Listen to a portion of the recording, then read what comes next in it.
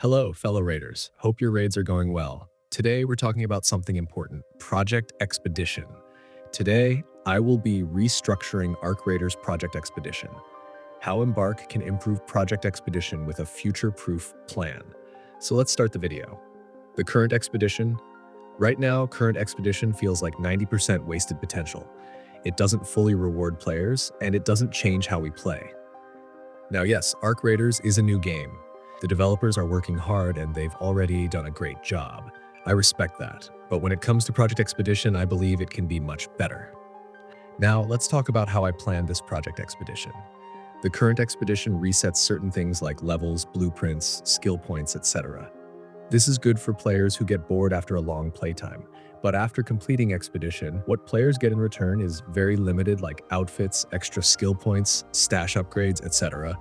And during that period, nothing really happens, nothing really changes in the playstyle. Yes, we are getting new content from Embark, like new arcs, map conditions, and player project, etc., but none of that really improves Project Expedition itself. New Project Expedition. This is how I planned the new Expedition system. First, I introduce a new map, exclusive only for players who sign up for Expedition. Before entering, players must complete the standard preparation phase, just like gather supplies, collect coins, fill your stash, and donate items. But I'm adding one more thing to this process. You must fully prepare your stash based on your strategy, because everything you carry will go with you to the Expedition map. Sign-up process. Now, what is the sign-up process? Let me explain. After completing all preparation steps, and when you're ready to depart for Expedition, you must choose how you want to play: solo, duo, or trio. If you choose solo, you will be doing solo Expedition. If you choose duo, you must sign up with one teammate. Same for trio, you need 2 squad members. Once you sign up, you cannot change your team. Each player brings their own fully customized stash, or you can pre-plan with your team on what each person should carry. Objectives on Expedition map. Once you successfully sign up and land on the Expedition map, the real game begins. There will be multiple objectives, such as building raider hatches, creating extraction points, unlocking underground tunnels, setting up workshops. Now comes the hard part.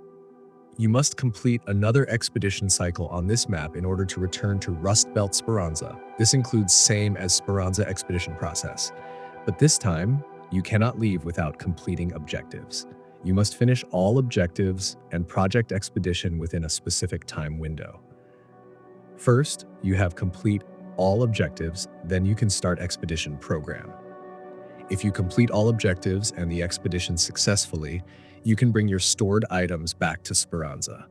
You will have a 1-week time window. If you fail to complete the objectives and expedition requirements, you will lose everything, just like your first day in Arc Raiders. The reward? So what do you get in return? This map will feature the hardest PvE encounters possible and intense PvP gameplay. You can help others return to Speranza or focus on PvP and progress faster. Reward system. PvP players get badges based on knockouts and damage dealt to other raiders. PvE players get badges for reviving non-teammates raiders, healing to non-teammates raiders. There is no different lobby for PvP or PvE players. Every raiders can get these badges if they complete the highest score. There will also be a dedicated expedition leaderboard like fastest solo completion, fastest duo completion, and fastest trio completion. If you successfully return, your skill tree will expand further with new skills. Loot on Expedition map. What kind of loot can you expect? I have 2 options. Option 1, Earth-based map. No need for major new supplies. Existing supplies will work with slight balancing. Add 2 to 3 new supplies for crafting new blueprints items. Option 2, New planet. Requires completely new or reworked supplies and must work with both current and new crafting systems. Personally, I prefer option 1 because Embark doesn't need to rush more further at present time. Blueprints. All blueprints will be available on the Expedition map, including existing blueprints and new exclusive weapons and utility blueprints. These new blueprints can only be found on Expedition map, can be crafted in Speranza after successful return, cannot be learned and consumable if new blueprints are duplicated. If a non-expedition player gets the item, they can use it, repair it, and it can be recycled. Some new blueprints will be objective rewards. Those blueprints will not appear on looting containers. If you miss some blueprints exiting onces, then you can still find them later in Speranza, but rare blueprints on Expedition map will not appear on Speranza. You have to wait for next expedition. Skill tree. Your skill tree will be extended with new skills if you return successfully in N9. You will also receive extra skill points. Levels.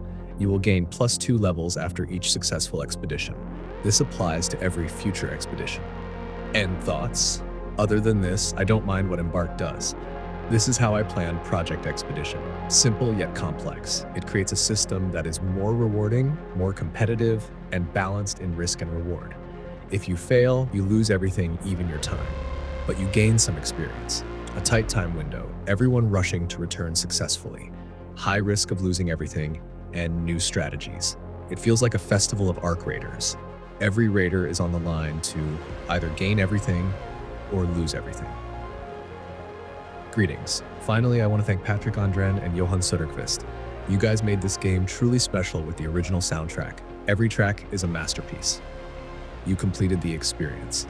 Without the soundtrack, Arc Raiders wouldn't feel the same. Also, respect to the developers and Embark Studio as a whole.